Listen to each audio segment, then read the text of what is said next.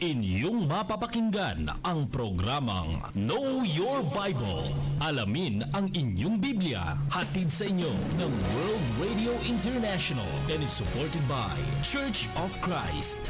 Narito na si Brother Daniel Oliva. Magandang umaga po mga kaibigan at mga kapatid. Ito na naman ang programang Alamin ang iyong Biblia.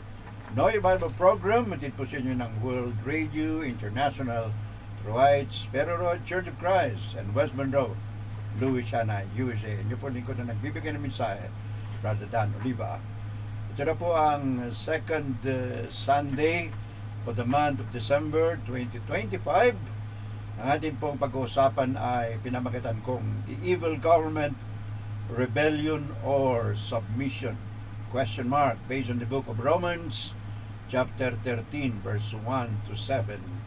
By the way, ito po ang programang ito ay marinig nyo every Sunday dito po sa GMA Radio, DWRA, Barangay FM 92.7, broadcasting from Baguio City every Sunday between 5 to 6 o'clock in the morning.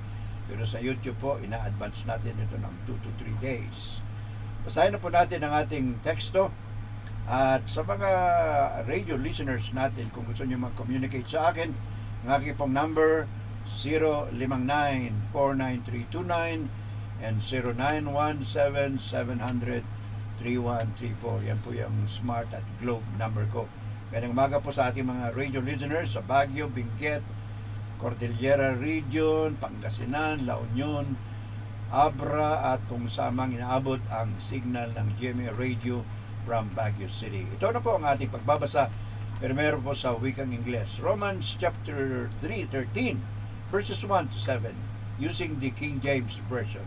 Ito po sabi ni Apostle Pablo, "Let every soul be subject to the higher powers, for there is no power but of God.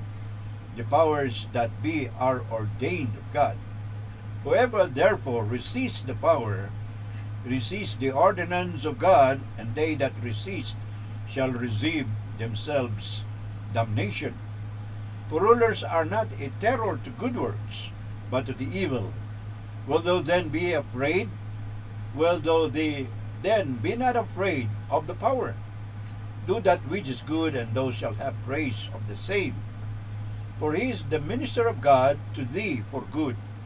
But if thou do that which is evil, be afraid, for he beareth not the sword in vain, for he is the minister of God, a revenger to execute wrath upon him that doeth evil. Wherefore ye must needs be subject, not only for wrath, but also for conscience sake. For this cause pay ye tribute also, for they are God's ministers, attending continually upon this very thing. Render therefore to all their dues, tribute to whom tribute is due, custom to whom custom is due, fear to whom fear, honor to whom honor." Romans chapter 13, verse 1 to 7. Ganito po ang pagbabasa natin sa wikang English. Now let's go to our Filipino version, using po di Magandang Balita Biblia. Ganito po ang sinasaad ng Roma, Kapitulo 13, talatang 1 hanggang 7. Paggalang sa pamahalaan. Ang bawat tao dapat pasakop sa mga pinuno ng pamahalaan, sapagkat walang pamahalang hindi mula sa Diyos, at ang Diyos ang nagtatag ng mga pamahalaang umiiral. Kaya nga, ang lumalaban sa pamahalaan ay lumalaban sa itinalaga ng Diyos, at sila ay nararapat sa parusa. Ang mga pinuno ay hindi dapat katakutan ng taong gumagawa ng mabuti. Ang mga gumagawa lamang ng masama ang dapat matakot. Kung ayaw mong matakot sa mga namumuno, gumawa ka ng mabuti. Pararangalan ka nila. Sila ay mga lingkod ng Diyos para sa ikabubuti mo. Ngunit kung gumagawa ka ng masama, dapat kang matakot dahil sila'y may kapangyarihang magparusa. Sila'y malingkod ng Diyos na nagpaparusa sa mga gumagawa ng masama. Kaya nga, dapat kang pasakop sa kanila, hindi lamang upang hindi kayo maparusahan kung hindi alang-alang na rin sa inyong budhi o konsensya. Yan din ang dahilan kung bakit kayo ay nagbabayad ng buwis. Ang mga pinuno ng pamahalaan ay may mga lingkod ng Diyos at ito ang kanilang tungkulin. Ibigay ninyo sa bawat isa ang nararapat sa kanya. Magbayad kayo sa mga dapat bayaran at magbigay kayo ng buwis sa dapat buwisan. Igalang ninyo ang dapat igalang at parangalan ninyo ang dapat parangalan. Yan po ang ating pagbabasa sa ating teksto sa Roma Kapitulo 13, talatang 1 hanggang 7 sa wikang English at sa wikang Pilipino. Dumako na po tayo sa ating introduction. But bago yan, kung kayo po ay hindi pa nakapag-subscribe sa ating YouTube channel, Know Your Bible Program, Alamin ang iyong Biblia, kayo po ay ni-encourage namin na mag-subscribe upang sa gayon, kapag mayroon pong bagong video, kayo po ay mabibigyan ng notification. Salamat po sa inyong pagtangkilik at ang Panginoong Diyos ang siyang magpapatnubay sa ating lahat. Now, let's go to our introduction. English po muna para sa ating mga kapatiran sa buong Pilipinas at of course sa buong mundo, sa mga hindi nakakaintindi o nakakaunawa ng salitang Pilipino. When a secular government becomes evil and corrupt, what should be the reaction of concerned Christians? So kapag naging masama ang isang pamahalaan, ano po ang dapat maging reaksyon ng mga Kristiyano sa mundo? This is a predicament that modern children of God face today. Isa po itong palaisipan na kinakaharap ng mga Kristiyano sa ngayong kapanahonan. Should they oppose the civil government or should they still be subject to an evil and corrupt ruler? Dapat ba nilang kalabanin ang pamahalaan o dapat pa rin pala silang magpasakop kahit na ang pamahalaan na yan ay masama na pamahalaan? Yun po ang ating introduction. Sa ating pag-aaral, there are 4 things that I would like to discuss in this particular lesson. Followers of Christ should react to an evil and corrupt government. First point natin, the secular government is ordained of God. Sabi ni Apostol Pablo, ang pamahalaan ay itinatag ng Diyos. Number 2, the ruler is God's minister to impose the law. So yung mga pamahalaan, yung mga namumuno, ay nariyan para ipatupad ang batas. Batas ng Diyos, pati rin batas ng lipunan, batas ng pamahalaan. Number 3, a revenger to execute wrath on the evil one.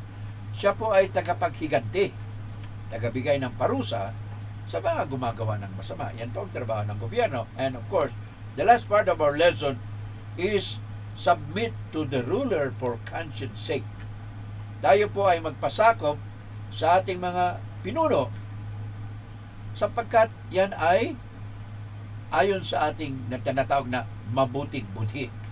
Hindi lamang dahil takot tayo sa kaparusahan, kundi dahil sa dapat magkaroon tayo ng malinis na budhi. Now, let's go to our discussion, brothers and sisters. Sana nandiyan kayo at pinakikinggan nyo ang ating leksyon sapagkat ito po ang ating hinaharap sa ngayong kapanahonan, hindi lamang po sa Pilipinas, kundi sa buong mundo. The first point, the secular government is ordained of God. Pag sinabi nating ordained of God o itinalaga ng Diyos, therefore every person must submit himself to the governing authorities. Yun po sinabi ni Apostol Pablo, verse 1, be subject to the government authorities. Romans chapter 13, verse 1. And of course, ang submission po, marami pong kahulugan yan. The word submit means to accept or yield to a superior force or to the will of authority of another person. So sabi diyan, pag sinabi mong submission, dapat magpasakop ka sa mas nakatataas at sa kapangyarihan o kalooban ng isang tao. Pwedeng pamahalaan, pwedeng isang ruler. Well, the Greek word for the word submit, just for those who would like to become so-called Greek scholars daw, it means from the Greek word hopotazo, which means to arrange under or to subject oneself. magpasakop. Yun pong ibig sabihin. Magpailalim. In the military concept, yung word na submission is to place oneself under a leader for a common purpose. So, sa mga military, ibig sabihin, magpasakop ka sa isang namumuno sapagkat iisa ang inyong layunin. Well, biblically speaking, when the word submission, it means to voluntarily yield one's will or authority out of humility, respect, and desire. Ulitin ko po. So sabi sa Biblia, pag sinabi mong submission, magpasakop, voluntaryo ang iyong pagpapasakop sa otoridad dahil ikaw ay mapagpakumbaba, may paggalang ka sa nakatataas sa iyo. Yun po ibig sabihin ayon sa salita ng Biblia, the word submission, coming from the Greek word opotasso. To oppose the government is resisting the ordinance of God. Sabi ni Apostol Pablo, Romans 13 verse 2, kapag kinalaban natin ang ating pamahalaan, kinakalaban din natin ang itinalaga ng Diyos. Napakalinaw po yan. Talatang 13:2, sinabi ni Apostol Pablo, to resist means to exert oneself so as to counteract or defeat. Pag sinabi mong resist, lumaban, ibig sabihin talagang lalaban ka. Gusto mong talunin yung taong sinasabi mong dapat mong kalabanin. To exert force and opposition. So talagang lalagay ka ng lakas para kalabanin mo kung sino man ang dapat mong labanan.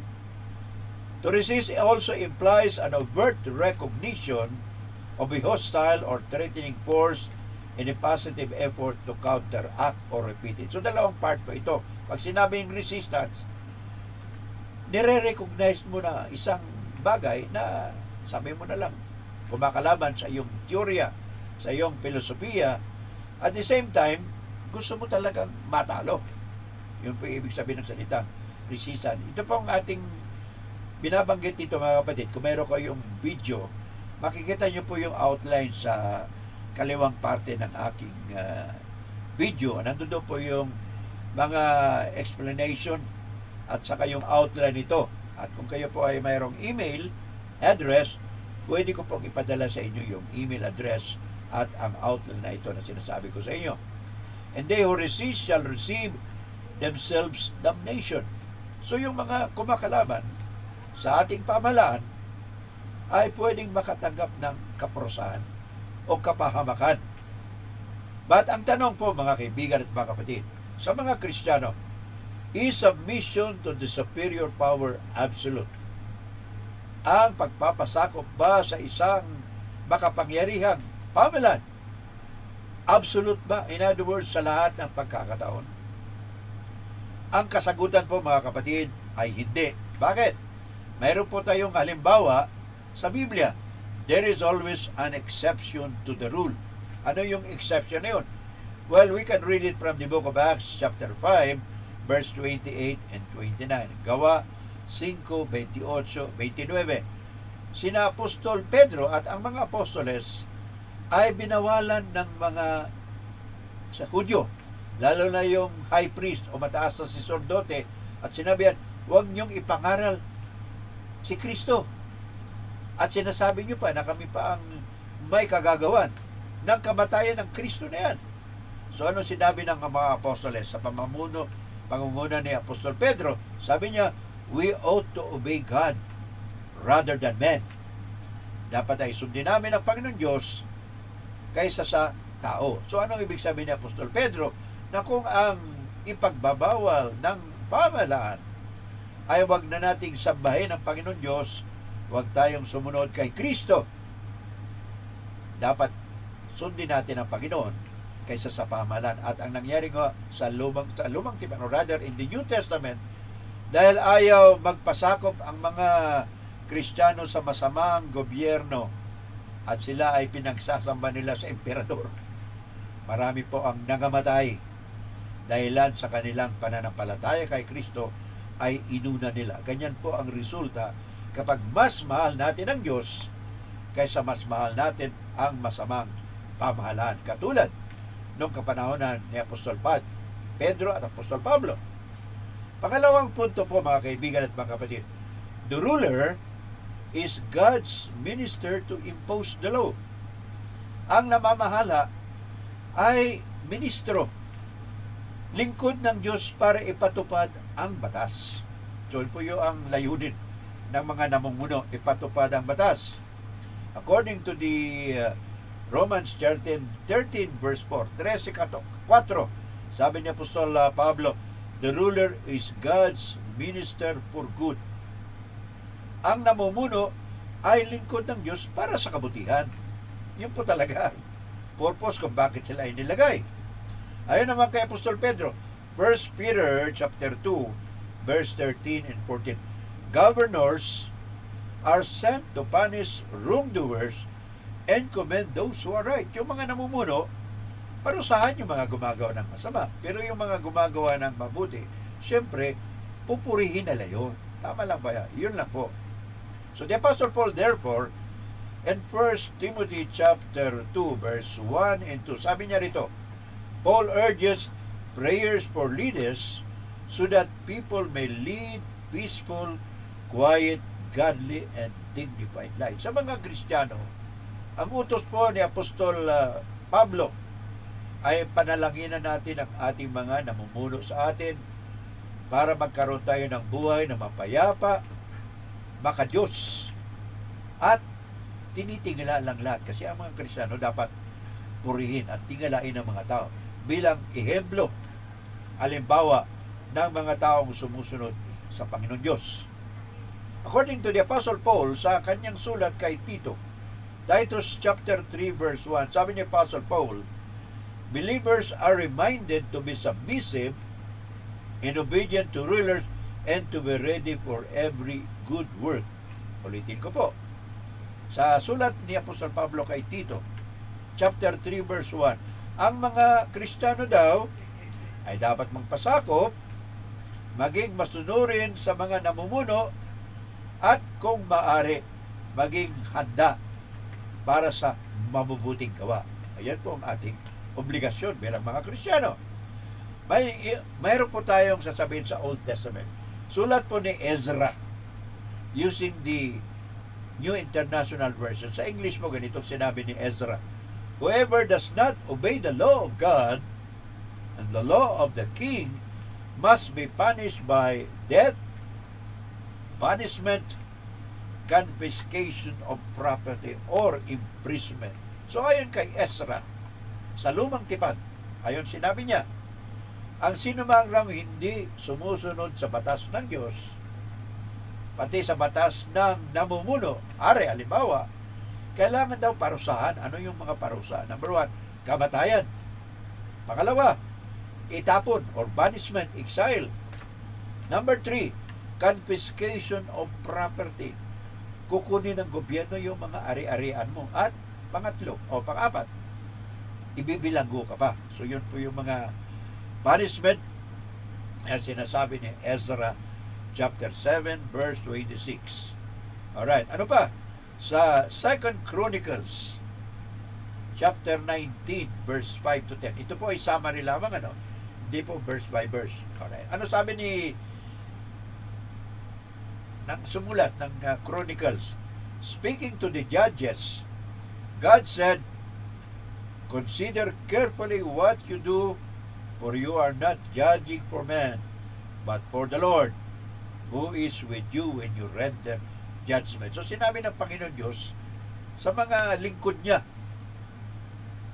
Okay, sabi ng Panginoon Diyos, tingnan nyo kung kayo ay may ginagawa, sapagkat hindi kayo ay naghuhukom para sa tao, kung hindi naghuhukom kayo para sa Diyos, who is with you when you render judgment. So yung mga Kristiyano, yung mga lingkod ng Diyos sa Lumang Tipan, dapat isipin nila ang Panginoon Diyos kung sila po ay naghukom o nagbibigay ng judgment nila sa mga tao ng kapanahonan nila. Yun po yung sabi ng 2 Chronicles chapter 19 verse 7 to 10. And finally, of course, dito po sa sinabi ni Apostol Pablo, 2 Timothy chapter 1 verse 8. Now we know that the law is good if one uses it legitimately.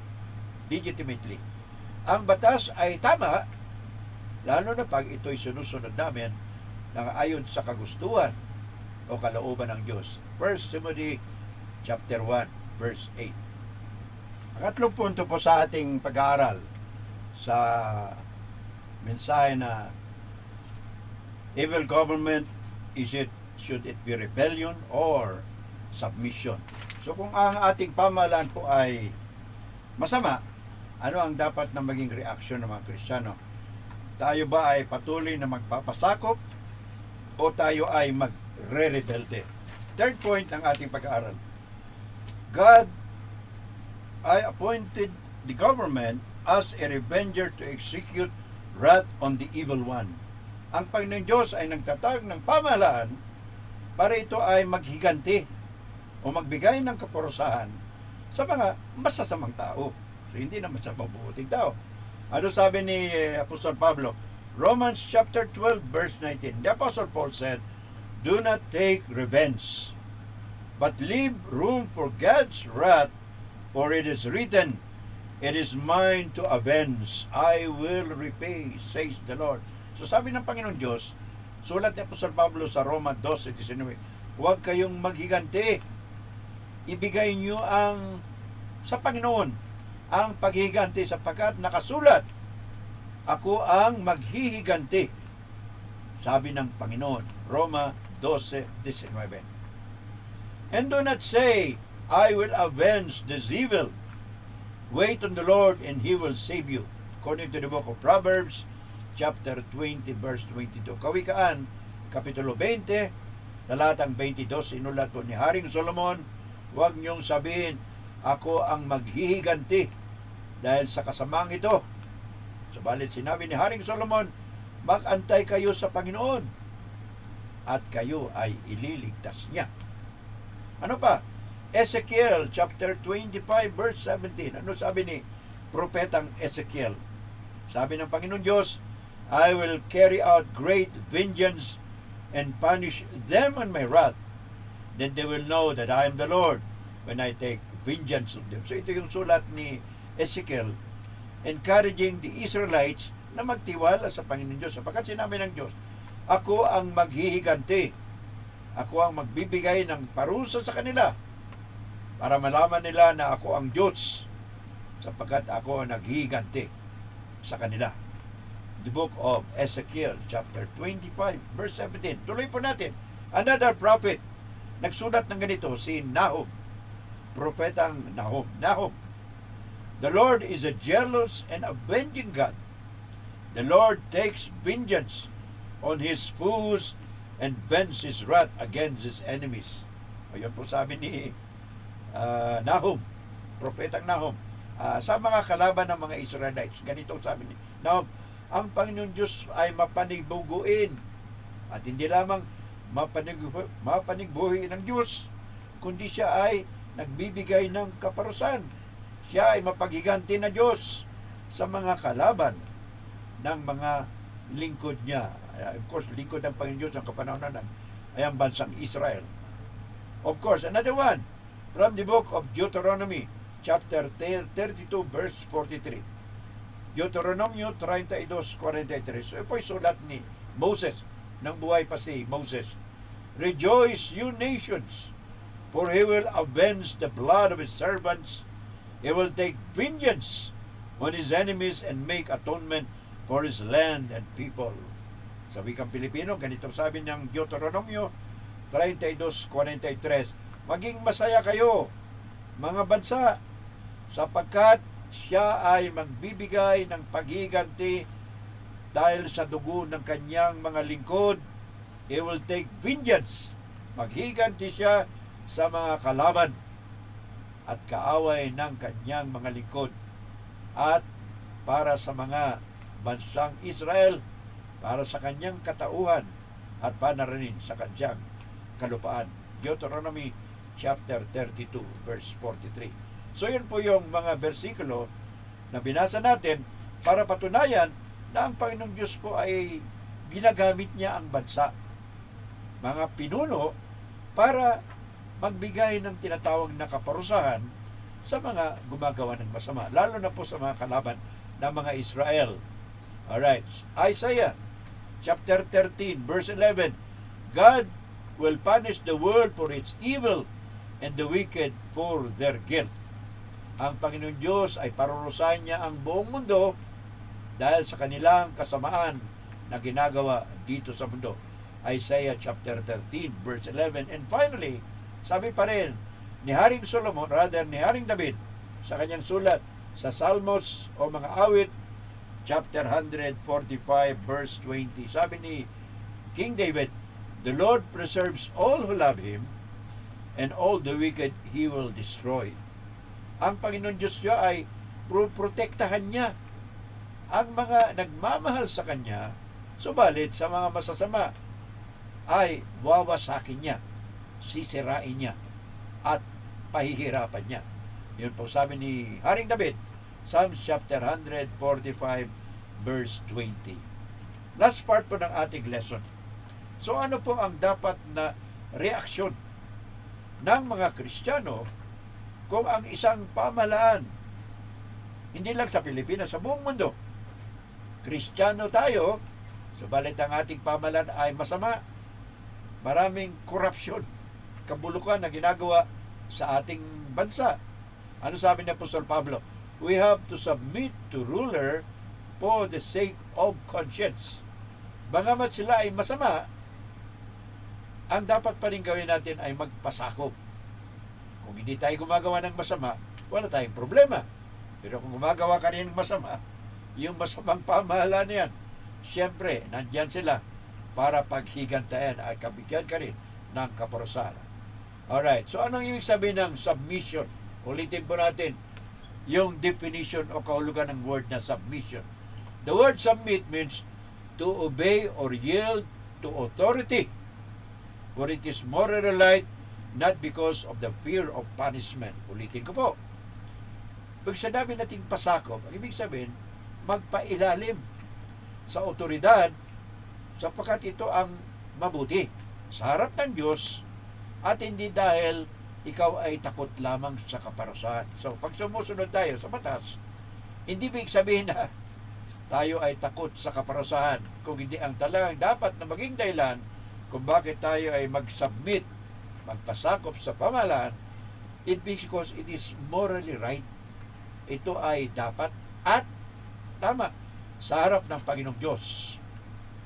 Acting with integrity as one accountable to a higher moral standard understood as the will of God. So, kapag tayo ay sumusunod sa mas mataas na pamahalaan, katulad ng ating gobyerno, ito po ay maintindihan natin na ito ay kagustuhan, kalooban ng Diyos. Kaya sinulat niya po sa Pablo doon sa Romans chapter 30, verses 1 to 7, magpasakop kayo sa pamahalaan, kahit masamang pamahalaan. Sapagkat noong panahon ni Apostol Pablo, ganon din po ang pamahalaan. Mamaya sa ating conclusion, sasabihin natin nila tungkol dyan.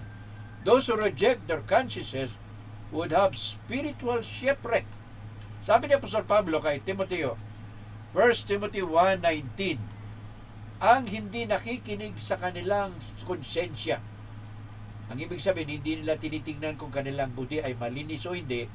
Kapag kinontra mo yung iyong konsensya, kinakalaban mo rin ang Panginoon Diyos. Kasi ang konsensya, inilagay ng Diyos diyan bilang tagapagbantay natin.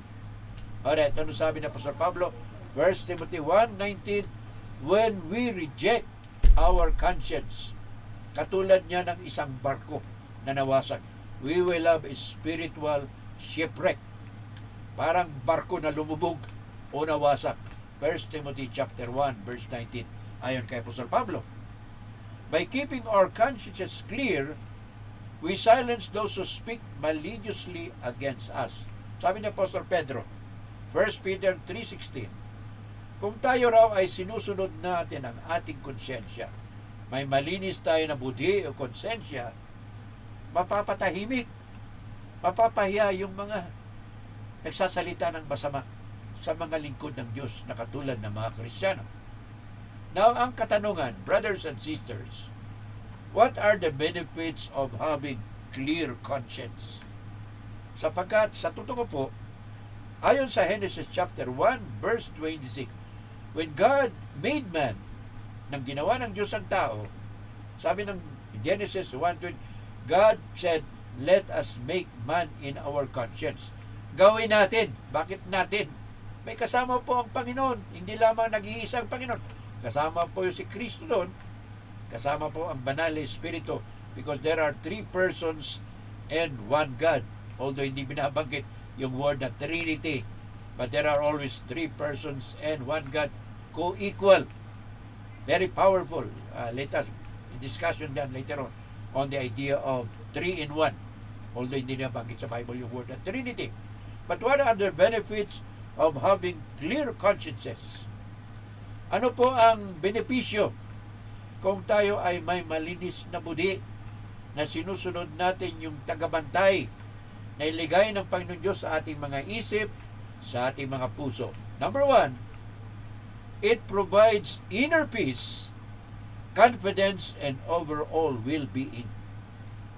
Bakit maraming tao, maraming pera, may trabaho, subalit hindi makatulog, palaging bothered?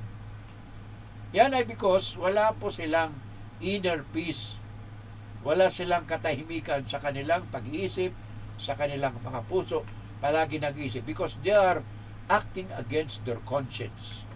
Kinakalaban po nila yung kanilang konsensya, kinakalaban po nila yung kanilang budi. Kung sa Ilocano pa, kalkalabanin da, tinakumda. Yun po sabi ng mga Ilocano. Number 2, reason for having good conscience. It allows us to live free from the burdens of guilt and shame. Pinapayagan po tayo na mabuhay na hindi mabigat sa ating konsensya, na hindi tayo napapahiya, kundi palaging payapa ang ating pakiramdam with regards to our relationship with our God and also with our regards with our relationship with our fellow men. But, of course, brothers and sisters, pakinggan nyo, conscience alone without God's approval is not a safe guide in religion. Ulitin ko po. Konsensya lamang, dahil sabi mo, tama yung konsensya ko, ang feeling ko tama, pakiramdam ko tama. Pero kung ang konsensya natin ay hindi po aprobado ng salita ng Diyos, hindi pa rin yan safe guide in religion. In other words, example, the Apostle Paul, when he was persecuting Christians, nung inuusig niya ang mga Kristiyano, sinabi niya sa sulat niya kay Timothy, my conscience was clear. Malinis ang aking konsensya. Ang akala niya, tama lang yung ginagawa niya. But later on, nagpakita ang Panginoon Diyos sa kanya at sinabi, the Apostle Paul, Paul, why are you persecuting me? Pablo, bakit mo ako inuusig? Inuusig ni Pablo yung mga Kristiyano. Pero ang sabi ni Kristo, ako yung inuusig mo, Kristo. Kasi ako si Kristo at ang mga Kristiyano, isang katawan. Ako yung ulo, sila ay katawan ko. So, inuusig mo yung tao, si Kristo, at pati na yung katawan niya at ang katawan na yun, yun po yung iglesia. Ano sabi ni Apostle Paul? 2 Corinthians chapter 10, verse 18. Malapit na po tayo matapos. Sabi ni Paul, 2 Corinthians 10:18, for it is not the one who commends himself who is approved, but the one whom the Lord commends. Hindi po ang tao na nagpupuri sa sarili niya ang aprobado o pinapayagan o kinakasiyahan ng Diyos, kung hindi yung tao, kung sino man ang pinuri ng Panginoon. Anong ibig sabihin yun? Purihin mo man ang sarili mo, sabihin mo, malinis ang aking konsensya. Ang aking ginagawa ay tama. Yung pala'y mali na. Pero, ang Biblia po, malinaw na ang konsensya natin ay dapat mapasakop sa banal na Espiritu, sa kalooban ng Diyos. Sapagkat ang konsensya po pwedeng magkamali. Ano sabi ni Apostle Paul? Romans chapter 2. Sabi ni Paul, your conscience has two things. Dalawang bagay po ang ginagawa ng konsensya. The conscience can either accuse you or excuse you. Pwede kang sabihin ng konsensya mo, masama yung ginagawa mo. Pwede rin sabihin ng konsensya, okay lang yan, ginagawa ng karamihan yan. So, dalawang bagay. Ang ginagawa ng conscience, it will either accuse you or it will either excuse you. Tama lang yan. So, alin po ang dapat? So, kailangan ng konsensya ay nabibigyan pa rin ng guidance, ng patnubay, ng banal na espiritu, sapagkat ang konsensya po ay binigay ng Panginoon Diyos sa atin. God said in Book of Genesis, let us make man in our image. Yung image na yun, imahe na yung larawan na yun, yun po yung konsensya na binigay ng Diyos sa atin. So sa ating pong magtatapos, brothers and sisters, conclusion. Noong panahon po ni Apostol Pablo, ang emperador ng Roma ay si Nero, na siya ay namuno ng between taong 54 up to 68 Anno Domini. Baliktad po natin. 68 to 54 Anno Domini. Baliktad po yung, AD 54 na pala. Panahon na ni Kristo ito.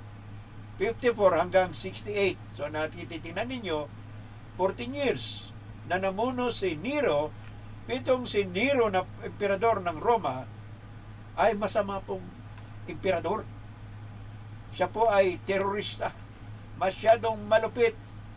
At siya po ang isa sa mga emperador na umusig sa maraming Kristiyano noong kapanahon na yan. Bakit nangyari yon? Si Nero po ganito, parang may saraulo po yun eh. Pinasunog niya ang siyudad ng Roma dahil pangit daw. At sinisi niya ang mga Kristiyano. Sinabi niya sa kanyang mga sundalo, mga senador, ang nagpasunog ay mga Kristiyano. Kaya nagkaroon po ng pag-uusig sa mga Kristiyano at isa sa mga nausig na yun. At sabi nila, ayon sa tradisyon, ang mga apostoles sa pumuno ni Apostol Pablo at iba pa ang mga apostoles. But the Apostle Paul wrote in Romans chapter 13, verse 1 to 7, yung binasa natin kanina sa ating introduction. Paul wrote that Christians must submit to earthly rulers as they are ordained of God. Ang mga tao na yan, ang pamahalaan na yan, dapat pa rin magpasakop tayo kahit na sila ay masama, dahil sila ay corrupt, maraming kabulukan, sapagkat sila itinalaga ng Diyos para parusahan yung mga masasama at bigyan ng commendation ang mga mabubuting tao. So yun po yung ating leksyon sa umagang ito. Dito po sa ating programang Know Your Bible program. Alamin ang yung Biblia na every Sunday marinig nyo dito sa GMA Radio DWRA broadcasting from Baguio City, Barangay FM 92.7 every Sunday between 5 to 6 in the morning. Sa ating pang magtatapos, para ikaw ay maging tunay na kapanalig ng Diyos, tagasunod ng Diyos, may dapat kang gawin. Hindi po example at hindi po sapat na maniwala ka lang, sumampalataya. Sapagkat mga demonyo sumasampalataya rin sa Diyos. According to the book of James 2:19, the devils believe, they only tremble. Ang mga demonyo ay sumasampalataya rin. Subalit hanggang panginginig lang sila, natatakot sila, hindi sila sumusunod sa Diyos. So ikaw dapat sumunod, sapagkat hindi ka naman kapareho ng mga demonyo. Lahat tayo makasalanan, pero by God said, you have to be a follower. How do you do that?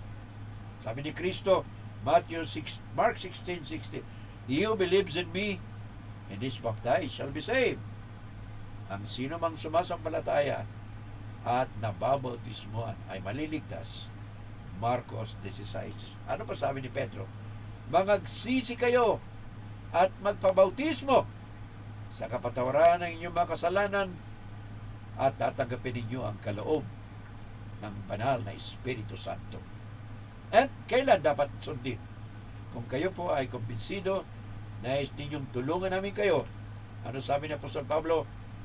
2 Corinthians chapter 6 verse 2. Ngayon din, now is the acceptable time. Today is the day of salvation. Kaya wag mo pang ipabukas ang iyong desisyon, sapagkat si Kristo mismo nagbibigay ng invitation. Sabi ni Kristo, Matthew 11:28-30, come unto me all ye that labor and are heavy laden, and I will give you rest. Take my yoke upon you and learn of me, for I am meek and lowly in heart, ye shall find rest unto your soul. For my yoke is easy, and my burden is light. Lumapit kayo sa akin, kayong mga nabibigatan, kayong ibig na sumunod kay Kristo, sapagkat kakaroon kayo ng kapayapaan sa inyong mga pag-iisip, puso, pati na rin sa inyong mga konsensya. Mabuti. Manalangin po tayo mga kaibigan at mga kapatid. Ama po namin banal, maraming pong salamat sa leksyon na ito. Maraming salamat sa pagpapadala mo sa iyong anak sa Jesucristo. Maraming salamat sa Ebanghelyo na kami po ay binigyan nyo ng kapatawaran sa pamagitan ng anak na sa Jesucristo. Tulungan niyo po ang mga nakinig. Tulungan niyo po ang aming mga sponsors. At nawa, Panginoon, patuloy ang inyong paggabay sa programang ito. Tulungan niyo ang aming mga sponsors, ang World Radio International, the White Sparrow Road Church of Christ. Tulungan ninyo ang aming mga sponsors, kapatid na Rico and Sally Canlas of San Fernando City, Pampanga, kapatid na June and Sister Dina Kaugiran of Metro Manila Congregation, kapatid na June and Sister Rose of Alaska of Ontario, Canada, kapatid na Ed and Sister Beulah of California, Beulah Lauder, kapatid na Nards and Bibing Tuan yun dyan po sa Dao Capiz, and of course mga kapatiran sa Pangasinan, Brother Greg, Sister Luz Manuel, Brother Jonathan, and Sister Annalyn Ramos, kapatid na Jude, Sister Tessa Baya in Nueva Ecija. Maraming salamat. God bless us all, and may the Lord continue to be with us as we preach His word to the radio and of course through the social media. Patawarin niyo po kami, mga Panginoon, sa aming mga pagkukulang at pagkasala, at nawa bentisyonan niyo ang programa ito. In Jesus' name, we ask all these things, Lord. Amen.